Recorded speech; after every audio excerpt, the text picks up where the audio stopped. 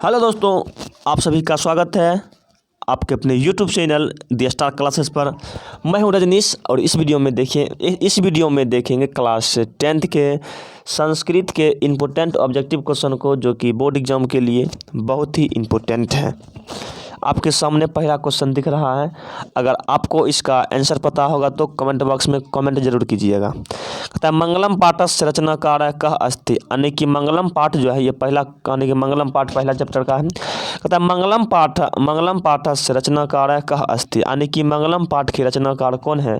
तो मंगलम पाठ के रचनाकार जो है ये महर्षि वेदव्यास हैं। महर्षि वेदव्यास हैं। नेक्स्ट क्वेश्चन देखिए, कहता है मंगलम पाठे कति मंत्रा संकलिता संति, यानी कि मंगलम पाठ में कितने मंत्र संकलित हैं। तो मंगल पाठ में 5 मंत्र संकलित हैं। ऑप्शन नंबर बी हो जाएगा, ऑप्शन नंबर बी। चलिए, ये क्वेश्चन बोर्ड के लिए बहुत इंपॉर्टेंट है। कहता है सत्य का मुख किस पात्र से ढका हुआ है। सत्य का मुख किस पात्र से ढका हुआ है। तो सत्य का मुख जो है हिरण्मयन पात्रेन, यानी कि हिरण्मयन पात्र से ढका हुआ है। क्वेश्चन नंबर 4 देखिए, कहता है किम जयम ना प्राप्त नोति, किसकी जीत नहीं होती है, किसकी विजय नहीं होती है। तो असत्य, ऑप्शन नंबर बी बिल्कुल राइट है। देखिए क्वेश्चन नंबर 5, क्वेश्चन नंबर 5 है। कहता है मंगलम पाठ कहाँ से संकलित है, यानी कि मंगलम पाठ जो है कहाँ से लिया गया। तो मंगलम पाठ जो है उपनिषद से लिया गया, उपनिषद से, ऑप्शन नंबर सी। आगे देखिएगा क्वेश्चन नंबर 6। कहता है नदियों नाम और रूप को छोड़कर किसमें मिल जाती है। तो नदियों नाम और रूप को किसमें मिल जाती है। तो नदियों नाम और रूप को छोड़कर ये समुद्र में मिल जाती है। ऑप्शन नंबर ए बिल्कुल राइट हो जाएगा। क्वेश्चन नंबर 7 देखिए, महान से भी महान क्या है। तो महान से भी महान है आत्मा, option number A. Question number 8 देखिए, अनियन कहा। अनियन का मतलब होता है छोटा से छोटा कौन है। तो छोटा से छोटा भी आत्मा है और बड़ा से बड़ा भी आत्मा ही है। क्वेश्चन नंबर 9 में है महतो महियन का मतलब बड़ा से बड़ा कौन है। तो बड़ा से बड़ा है तो यही आत्मा है, ऑप्शन नंबर बी हो जाएगा। आगे देखिएगा क्वेश्चन नंबर 10। क्वेश्चन नंबर 10 है, कहता है किम जयते मतलब किसकी जीत होती है। तो सत्यम की जीत होती है, ऑप्शन नंबर ए बिल्कुल राइट हो जाएगा। क्वेश्चन नंबर 11 देखिए, यह संपूर्ण संसार किसके द्वारा अनुशासित है। तो यह संपूर्ण संसार परमात्मा के द्वारा अनुशासित है, ऑप्शन नंबर बी हो जाएगा। आगे देखते हैं नेक्स्ट क्वेश्चन क्या है। नेक्स्ट क्वेश्चन, चलिए क्वेश्चन नंबर देखते हैं 20। क्वेश्चन नंबर 12 है। कहता है मंगलम पाठ का प्रथम मंत्र किस उपनिषद से लिया गया है। ये बोर्ड में पूछा क्वेश्चन है। मंगलम पाठ का प्रथम मंत्र किस उपनिषद से लिया गया है। तो ये लिखा गया ईशावास्य उपनिषद से। पहला मंत्र जो लिया गया है ईशावास्य उपनिषद से, ऑप्शन नंबर सी बिल्कुल राइट हो जाएगा। आगे देखिएगा ये जो है क्वेश्चन नंबर 13। कहता है अनुअनियन महतो महियन, ये मंत्र जो है किस उपनिषद से लिया गया है। अनुअनियन महतो महियन, ये जो मंत्र लिया गया है किस उपनिषद से लिया गया है। तो ये लिया गया है कंठ उपनिषद से, ऑप्शन नंबर ये कंठ उपनिषद, ऑप्शन नंबर बी बिल्कुल राइट हो जाएगा, कंठ उपनिषद से। चलिएगा, अगर आप इसका PDF प्राप्त करना चाहते हैं तो उसके लिए डिस्क्रिप्शन बॉक्स में लिंक दिया हुआ है, वहां से PDF प्राप्त कर सकते हैं।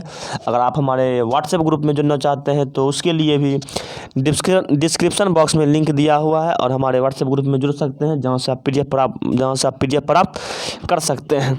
चलिएगा आगे बढ़ते हैं।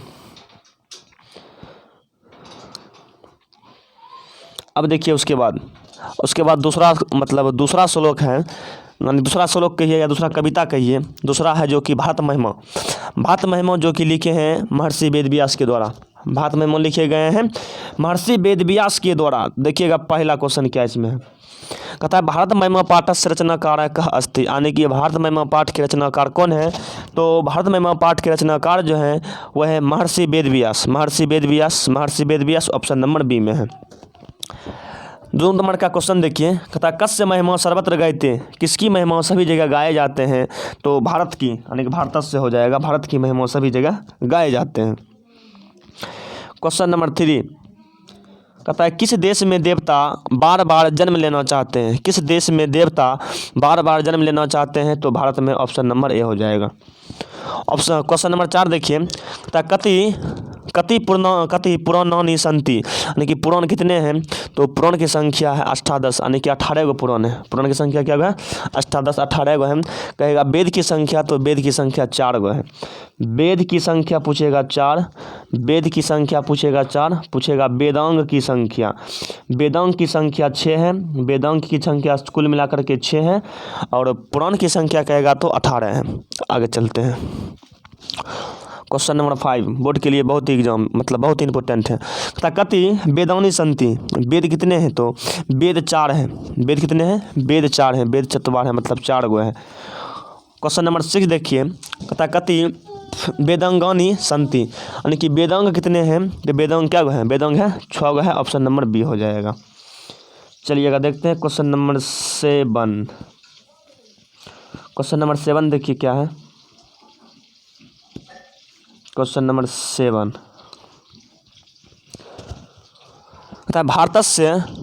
भारतस्य शोभया के प्रसन्न भवति, भारतस्य शोभया के प्रसन्न भवति, यानी कि भारत की शोभा से कौन प्रसन्न होते हैं, तो ईश्वर। कौन होते हैं, ईश्वर। ऑप्शन नंबर ए बिल्कुल सही है। क्वेश्चन नंबर 8 देखिए, कहता है भारतस्य महिमा कुत्र गायते, भारत की महिमा कहाँ गाए जाते हैं, सर्वत्र। सर्वत्र का मतलब हुआ सभी जगह, सर्वत्र का मतलब हो गया सभी जगह, सर्वत्र का मतलब हो गया सभी जगह। आगे का क्वेश्चन देखिए, आपके सामने क्वेश्चन क्या है। चलिए देखिए 9 नंबर का क्वेश्चन, कहता है भारत महिमा पाठ के द्वितीय श्लोक किस पुराण से संकलित है, तो यह है भागवत पुराण से। ऑप्शन नंबर बी हो जाएगा, भागवत पुराण।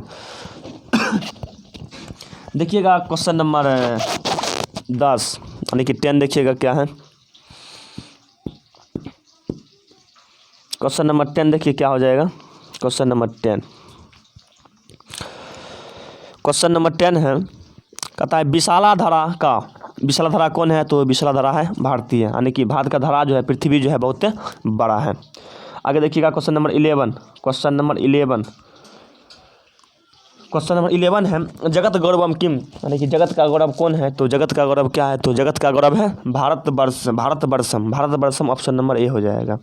देखिएगा क्वेश्चन नंबर 12, के गीत कौनी गायंती, कौन गीत को गाते हैं, तो देवा लोग, यानी कि देवा गाते हैं। ऑप्शन नंबर देवा गाते हैं। ऑप्शन नंबर ए बिल्कुल राइट हो जाएगा। ऑप्शन नंबर ए बिल्कुल राइट हो जाएगा। उसके बाद देखिएगा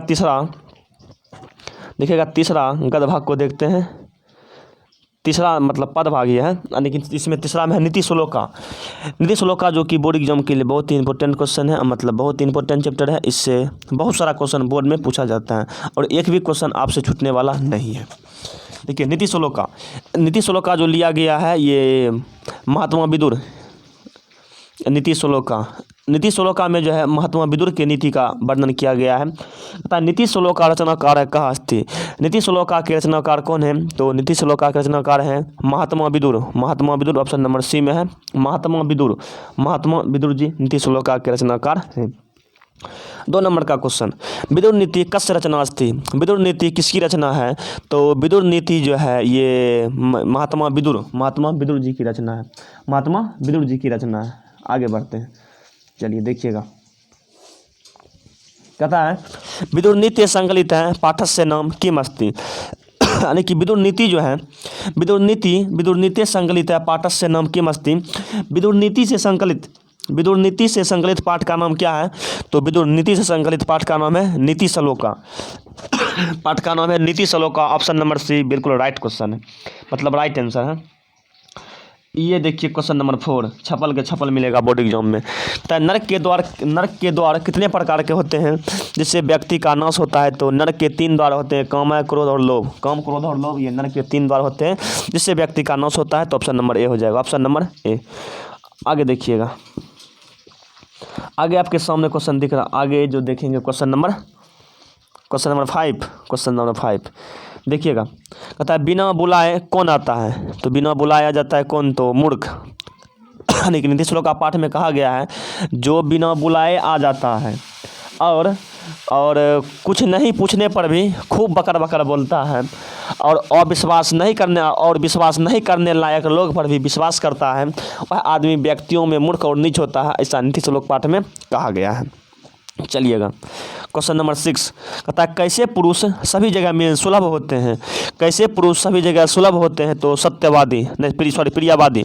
प्रियवादी पुरुष जो होते हैं सभी जगह सुलभ होते हैं। प्रियवादी पुरुष जो है सभी जगह सुलभ होते हैं।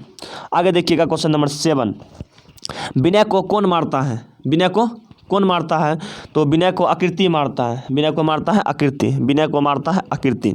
आगे बढ़ते हैं। आगे देखिएगा क्वेश्चन क्या है। चलिए कहता है क्षमा कम हंती। क्षमा किसको मारता है, क्षमा कम हंती।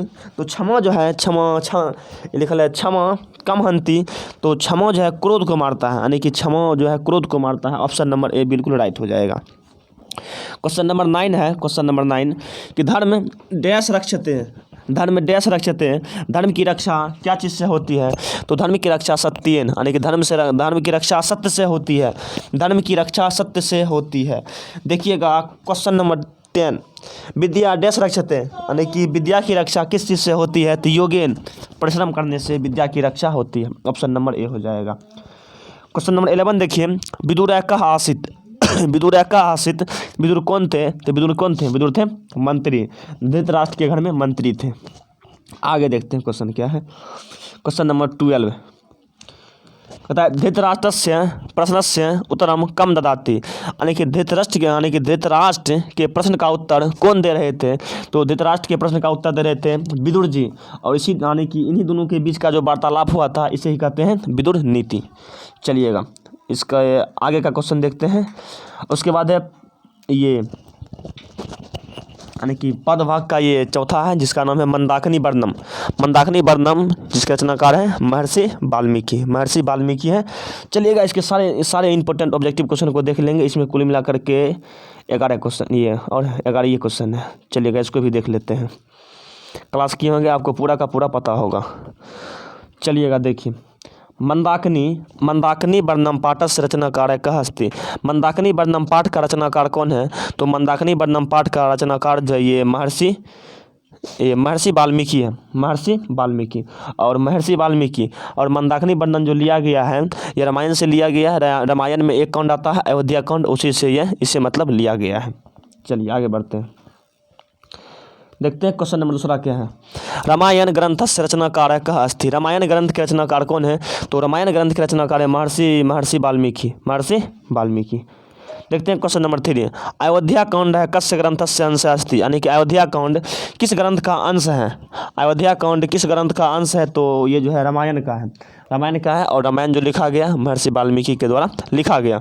आगे बढ़ते हैं क्वेश्चन नंबर 4 को देखते हैं। क्वेश्चन नंबर 4 कहता मंदाकिनी वर्णम पाठ किस ग्रंथ से संकलित है, तो मंदाकिनी वर्णम पाठ जो है रामायण से लिया गया है, रामायण से संकलित है। क्वेश्चन नंबर 5 नदियाँ समुद्र में कैसे मिलती है। नदियाँ समुद्र में कैसे मिलती है, तो नदियाँ समुद्र में नाम और रूप को छोड़ करके मिल जाती है। नाम और रूप को छोड़कर मिल जाती है। क्वेश्चन नंबर 6 कहता है मंदाकिनी वर्णम पाठ रामायण के किस कांड से संग्रहित है, यानी कि मंदाकिनी वर्णम पाठ जो है रामायण के किस कांड से संकलित है, तो रामायण के अयोध्या कांड। ऑप्शन नंबर बी बिल्कुल राइट हो जाएगा। रामायण के अयोध्या कांड से संकलित है। आगे देखिएगा क्वेश्चन नंबर 7 देखते हैं। कहता है वनवास प्रसंग में राम सीता लक्ष्मण के साथ वनवास प्रसंग में राम सीता लक्ष्मण के साथ कहाँ पहुँचते हैं, तो पहुँचते चित्रकूट पर्वत के निकट। चित्रकूट पर्वत के निकट पहुँचते हैं और वहाँ मंदाकिनी नदी का वर्णन करते हैं। चलिए आगे बढ़ते हैं। क्वेश्चन नंबर 8 देखिए क्या है। क्वेश्चन नंबर 8 देखिए क्या है। क्वेश्चन नंबर 8 मंदाकिनी नदी किस पर्वत के निकट बहती है, तो मंदाकिनी नदी जो है चित्रकूट पर्वत के निकट बहती है। क्वेश्चन नंबर 9 मंदाकिनी वर्णम पाठ के कवि कौन है, तो मंदाकिनी वर्णम पाठ के कवि हैं ये वाल्मीकि हैं। चलिएगा उसके बाद देखिएगा क्वेश्चन नंबर 10 क्या है। तो रघुवंशम रघुवंश महाकाव्यस्य कस्य रचना अस्ति, यानी कि रघुवंश महाकाव्य जो है किसकी रचना है, तो ये कालिदास की रचना है, ऑप्शन नंबर ए, कालिदास की रचना है, ऑप्शन नंबर ए। चलिएगा और अंतिम क्वेश्चन देखते हैं, क्वेश्चन नंबर 11 कहता है सीता रामचंद्रस्य डैश अस्ति, यानी कि सीता रामचंद्र की कौन है, तो एक प्रिया है, प्रिया का मतलब हुआ पत्नी है। चलिएगा इसमें चार चैप्टर को देख लिए हैं और इसके बाद का जो नेक्स्ट क्वेश्चन है, मतलब नेक्स्ट चैप्टर जो है अगले वीडियो में देखेंगे। तब तक वीडियो देखने के लिए बहुत बहुत धन्यवाद। मिलते हैं नेक्स्ट वीडियो में बहुत ही जल्द। चलिए इसको कट कर देते हैं, येलो यहाँ